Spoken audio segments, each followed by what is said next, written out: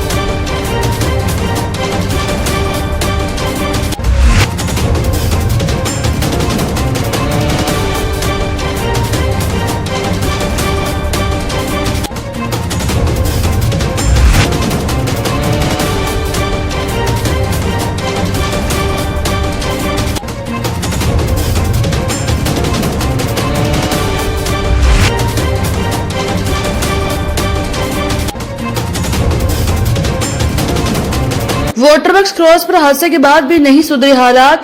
Signal light भी काफी सालों से है गुल, ट्रैफिक रहता है फुल। धौलपुर के वाटरवर्क्स क्रॉस को लोगों ने अभी तक मौत का चौराहा घोषित कर दिया है।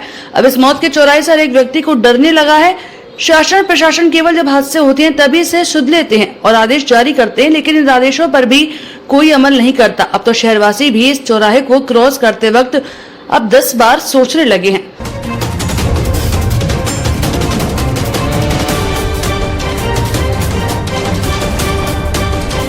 जिस नगर परिषद सभापति को शहरवासी ज्ञापन देने पहुंचते हैं, वे खुद कलेक्टर के पास अपने पार्षदों को लेकर ज्ञापन देने पहुंची।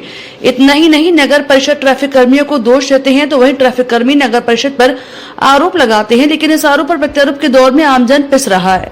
अब लगता है कि शहरवासियों की सुविधा के लिए मौत सस्ती और लाइट महंगी हो चुकी है। धौलपुर शहर में एकमात्र सिग्नल लाइट है और वह भी बंद रहती है।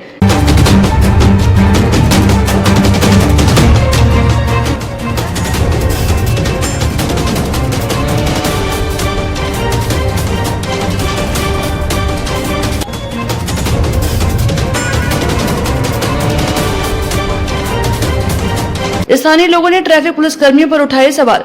शहरवासियों ने बताया कि इस चौराहे पर अभी तक मौत का साया मंडरा रहा है। कुछ ही दिन पूर्व एक महिला सफाई कर्मी भी अपनी जान गंवा चुकी है, तो वहीं घायलों का अब तक इलाज ले रहे हैं।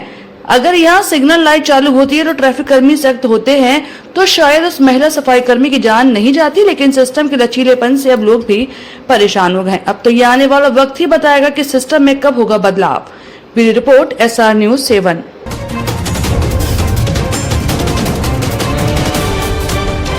के लिए आप जो मचकुंड रोड और इस पे गौरवपथ के बीच में जो नेशनल हाईवे की जो ट्रैफिक लाइट की बात कर रहे हैं, 1 वर्ष के लिए इसका नगर परिषद ने मेंटेनेंस का काम भी किसी को दिया था और कई बार सही भी करा दी, लेकिन वो किन्हीं कारणों से या क्योंकि ट्रैफिक डिपार्टमेंट का मामला है पुलिस विभाग, तो हम इसमें यातायात पुलिस को भी एसपी साहब को लेटर लिखेंगे और यदि यथासंभव सही करा सकते हैं तो मैं दिखवाता हूँ इसको आज ही, आज हमारे इलेक्ट्रिशियन को भेज के, यदि कुछ सही हो सकता है तो उसको सही करेंगे, और यदि नवीन लगाने का कुछ मामला है तो हम एसपी साहब से बात करके और इस पर नियमानुसार कार्रवाई करेंगे। मैं ये कहना चाहता हूँ कि वाटर वर्क्स चौराहा धौलपुर का एक प्रमुख चौराहा है, जहाँ पर सबसे ज़्यादा व्यस्ततम चौराहा रहता है। वहाँ पर लाइटों के नाम पर केवल 100 पीस में लाइटें लगा रखी हैं नगर पालिका द्वारा, और वहाँ पर ना कोई फ्लाईओवर है, ना कोई और ऐसी व्यवस्था है जहाँ पर कि वहाँ पर पुलिस वाले या कोई ट्रैफिक वाले खड़े होते हों या वो रोकते हों किसी को। राइट साइड से आए, लेफ्ट साइड से आए, कोई भी गाड़ियाँ इधर से उधर से आती हैं, सारी के सारे जाम में फंस जाते हैं। बच्चों की बसें फंस जाती हैं, बच्चे निकलते हैं, छोटे बच्चे निकलते हैं, बहुत समस्या का विषय बना हुआ है। आए दिन वहाँ पर एक्सीडेंट होते रहते हैं। तो मेरा सरकार से और नगर पालिका से ये विनम्र आग्रह है कि कृपया यहाँ पर लाइटों की अच्छी व्यवस्था कराई जाए जो प्रॉपर जलें, और वहाँ पर ट्रैफिक पुलिस की अच्छी व्यवस्था कराई जाए। वहाँ पर ट्रैफिक का रूम भी बना हुआ है, लेकिन वहाँ पर ट्रैफिक पुलिस वालों का कोई सहयोग नहीं है। आमजन काफ़ी परेशान है, और बुजुर्ग लोग वहाँ पर, महिलाएं भी निकलती हैं दूध लेने के लिए और भी समस्याओं के लिए। कृपया उन सबका निवारण करते हुए वहाँ पर सरकार अपनी ध्यान को आकर्षित करे। क्या नाम है आपका? मेरा नाम के बंसल है।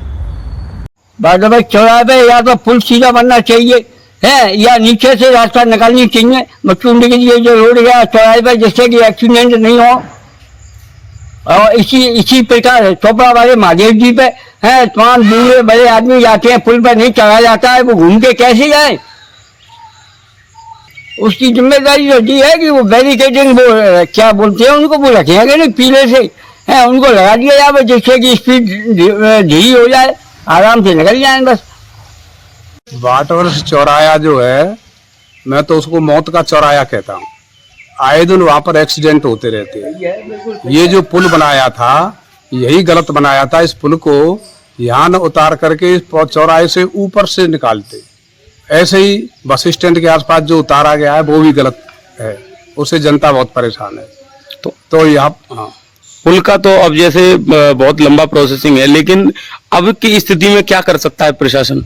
अब प्रशासन यही कर सकता है कि वहाँ पर जैसे जगह जगह बैरिकेडिंग लगाए जाते हैं, एक आगे और एक पीछे, और बीच में से जब घूम करके बाहर निकलेगा तो उस समय उसकी स्पीड बहुत कम हो जाएगी, तो वहाँ पर एक्सीडेंट होने की संभावना न के बराबर रह जाएगी। इसलिए प्रशासन को, पुलिस प्रशासन को ये करना चाहिए कि वहाँ पर बैरिकेडिंग लगाए आगरा की साइड से भी और इधर ग्वालियर साइड से भी, जिससे वाहन धीमे निकले और कोई एक्सीडेंट नहीं है। जब से ये पुल बना है, ऐसा चौराया है, तो कितने एक्सीडेंट हो गए होंगे इसमें? मैं समझता हूँ हर सप्ताह औसत हर सप्ताह एक दो एक्सीडेंट होते रहते हैं, और अगर ये वहाँ पर बैरिकेडिंग लग जाए तो ये संभावना है इसकी एक्सीडेंट की बहुत कम हो जाए। क्योंकि ये चौराहा, मैं तो इसको मौत का चौराहा बहुत दिनों से कह रहा हूँ, आपने तो आज पूछा है इस चौराहे के बारे में।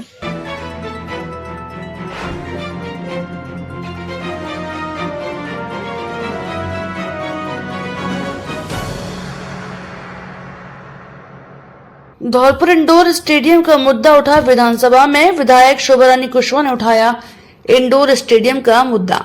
धौलपुर के इंदिरा गांधी स्टेडियम में नगर परिषद की ओर से बनाए जा रहे इंडोर स्टेडियम की आवाज अब धौलपुर से जयपुर की विधानसभा से गूंजने लगी है।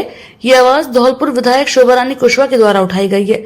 बता दें कि नगर परिषद की ओर से बीते 2 दिनों पूर्व सोमवार को सभापति खुशबू सिंह और उनकी पत्नी और पूर्व उपसभापति निशांत शर्मा ने विधि विधान से इंडोर स्टेडियम की जमीन का शिलान्यास किया था, लेकिन कुछ ही घंटों बाद उस कार्य को अग्रिम आदेश तक रोका गया, जिसको लेकर राजस्थान विधानसभा में धौलपुर विधायक शोभा रानी कुशवाहा के द्वारा यह आवाज उठाई गई।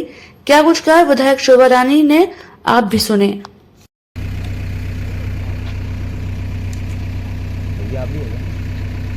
नहीं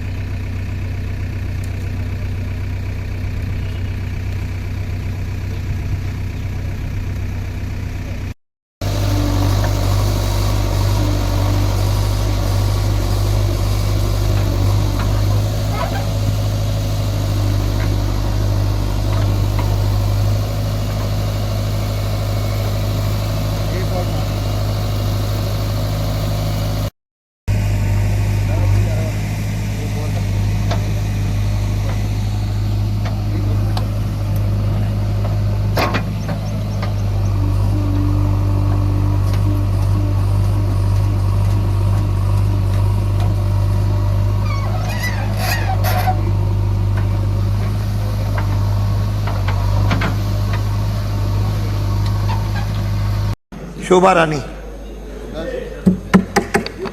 माननीय अध्यक्ष महोदय, माननीय अध्यक्ष महोदय, नियम 50 के तहत स्थगन पर बोलने का मौका दिया, इसके लिए बहुत बहुत धन्यवाद।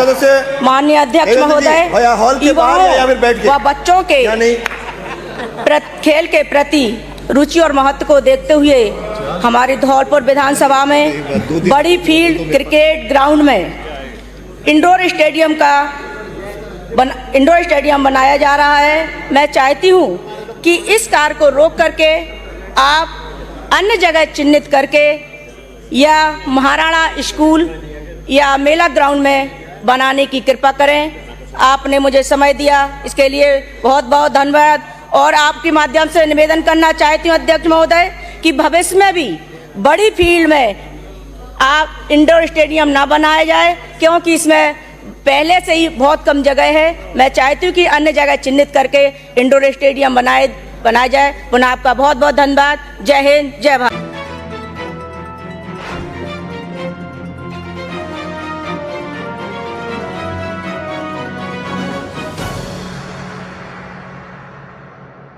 बीस बेड का इमरजेंसी हॉस्पिटल रहेगा सिटी में। समरवीर ट्रोमा वार्ड और मोर्चरी को किया जाएगा शिफ्ट नवीन हॉस्पिटल में। धौलपुर शहर के लोगों के लिए राहत भरी खबर जिला चिकित्सालय से मिली है। प्रमुख चिकित्सा अधिकारी डॉक्टर समरवीर सिकरवार ने जानकारी देते हुए बताया कि धौलपुर शहर में बना ट्रोमा वार्ड और मोर्चरी को नवीन हॉस्पिटल बाड़ी रोड पर शिफ्ट किया जाएगा। तो वहीं शहरवासियों के लिए इमरजेंसी चिकित्सा सुविधा को देखते हुए पुरानी इमरजेंसी को सिटी में ही रखा जाएगा। डॉक्टर समरवीर ने बताया कि इमरजेंसी में 20 बेड का अस्पताल संचालित होगा, जिससे चिकित्सकों के द्वारा शहरवासियों को इमरजेंसी में चिकित्सा सुविधा उपलब्ध कराई जाएगी। जिला चिकित्सालय में 1 अगस्त के साथ ही यहाँ का ट्रोमा है और मोर्चरी है, उसका संचालन नवीन ट्रोमा हॉस्पिटल का वहाँ से नवीन जिला चिकित्सालय से किया जाएगा। शेष 20 पलंग का जो यहाँ से पूर्व की बात है, 20 पलंग का हॉस्पिटल का वार्ड और चिकित्सक यहीं पर रहेंगे। लोकल यहाँ की जनता की सेवा के लिए यहाँ पे कल से वह यहाँ पे जारी रहेगी, उसकी सुविधा हमेशा जारी रहेगी।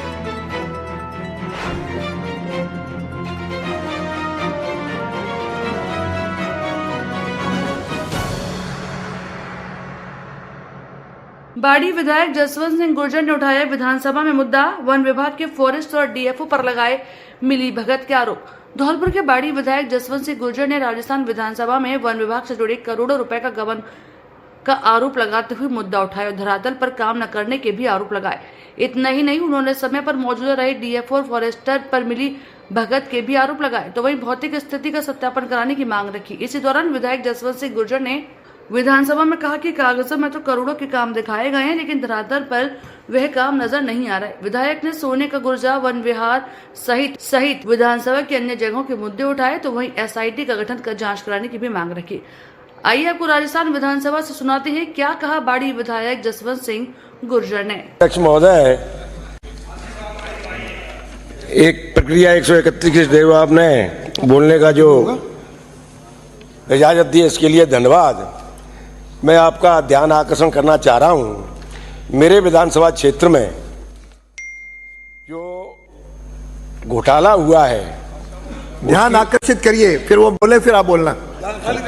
पद्धति है कि मैं ध्यान आकर्षित करता हूं। ठीक है, मैं तो ध्यान आकर्षित करता हूं मंत्री जी का। ध्यान आकर्षण करना चाह रहा हूं मंत्री जी का। अध्यक्ष महोदय, आपकी आज्ञा से। हाँ।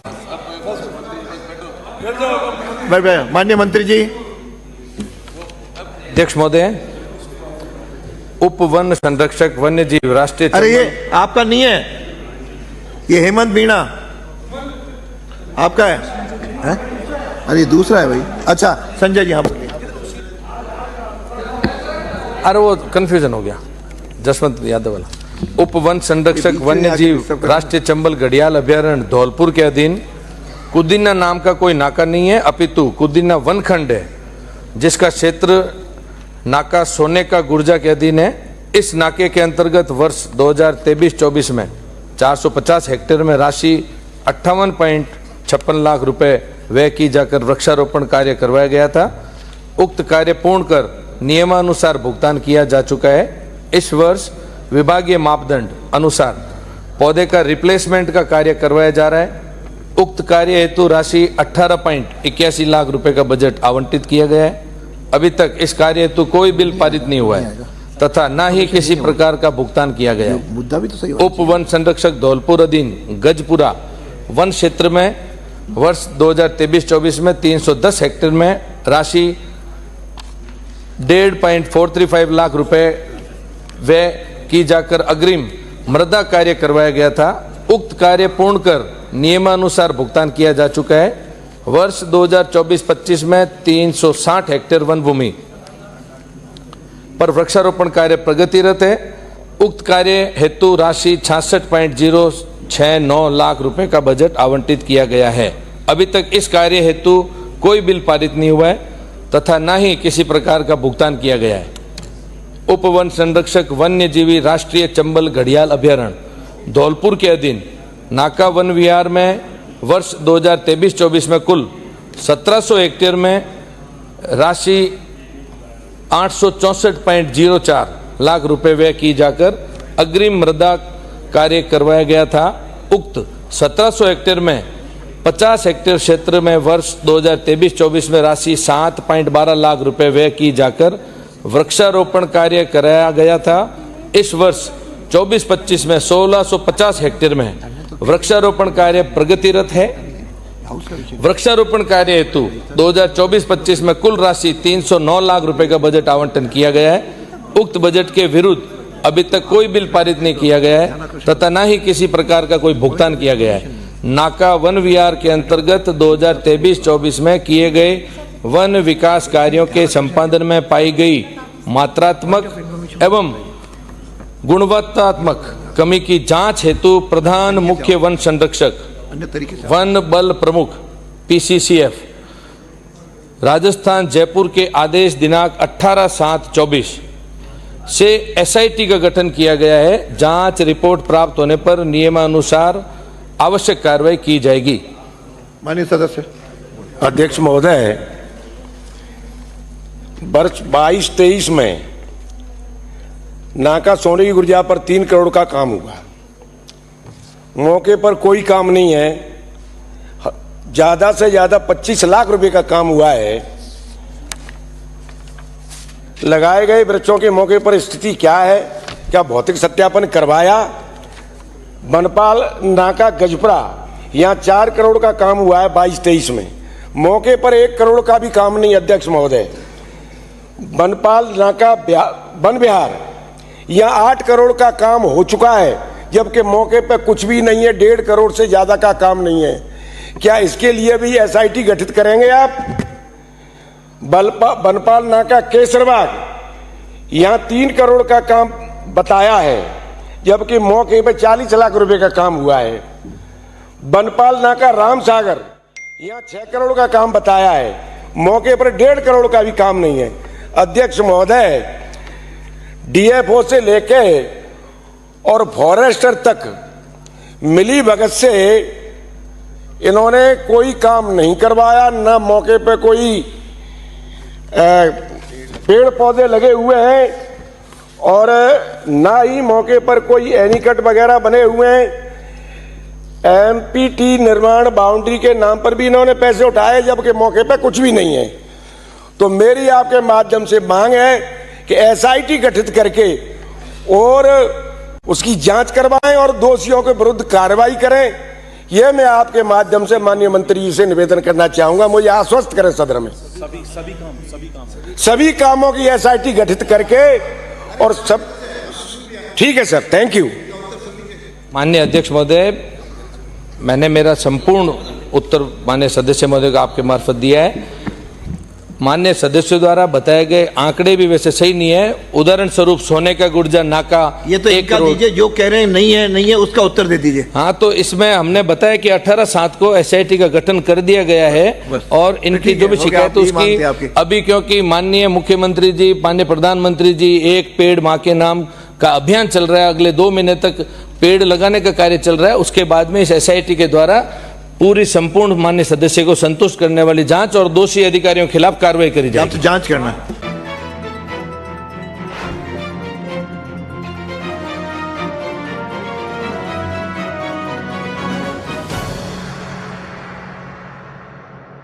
नाबालिग बालिग की हत्या के आरोपियों को नहीं किया गिरफ्तार। SP साहब, परिवारजन बोले धमकी देकर घर से उठाया था बेटे को।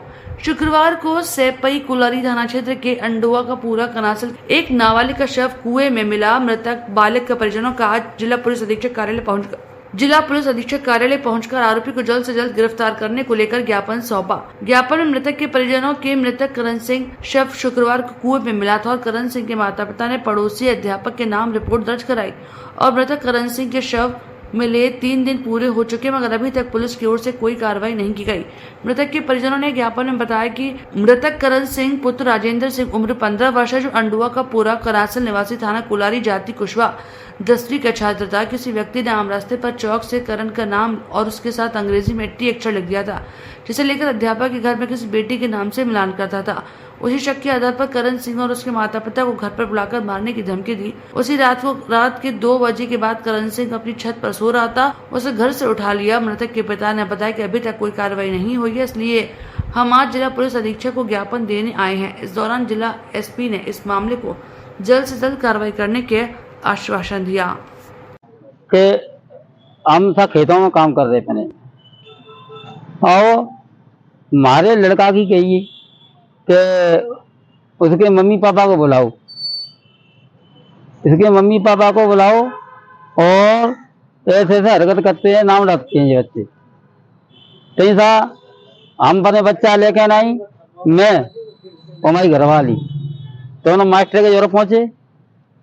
मास्टर ने कही कि कहे तू नाम डालता है, बाने जो कही में बेटा ने नाम नहीं डालते, हम नाम नहीं डालते हैं। तो बाने जो कही मास्टर ने कहा तेरे को हम 10 फुट चौड़ा गड्ढा करके नहीं गड़वा देंगे। और उसी टाइम हम बाना धमकाया और मारपीट करिए था। हम अपने बच्चा है घर ले आए हैं, फिर रात के 2-2:30 बजे से मेरे बच्चा को कोई पता नहीं चला है, कोई पता नहीं चला है, कोई उठा ले गया और देख देख के हम परेशान हो गए। उनके घर वालों मैटर ये है कि अंडुआ में राजेंद्र कुशवाहा के बेटे की हत्या हुई 26 तारीख की रात को। उसको उठा के ले गए। 27 तारीख को बॉडी मिली, पोस्टमार्टम हुआ। पुलिस आश्वासन में हम जांच कर रहे हैं, लेकिन आज 5 दिन हो गए, अभी तक कोई कार्रवाई नहीं हुई है। अभी लोग संतुष्ट नहीं हैं पुलिस की कार्रवाई से। पूरे इलाके के लोग यहाँ जनप्रतिनिधि भी हैं अपने साथ में। आज धौलपुर एसपी साहब के कार्यालय में एसपी साहब से हम मिलने आए, ज्ञापन देने आए हैं। तो जो भी घटना घटी है, बच्चे की मौत हुई है, कैसे हुई, किन कारणों से हुई, हमें जल्द से जल्द खुलासा चाहिए कि मौत कैसे हुई। उसकी इस विषय में हम यहाँ माननीय एसपी साहब को ज्ञापन देने आए हैं। मैं रामेश कुशवाहा, उप प्रधान धौलपुर।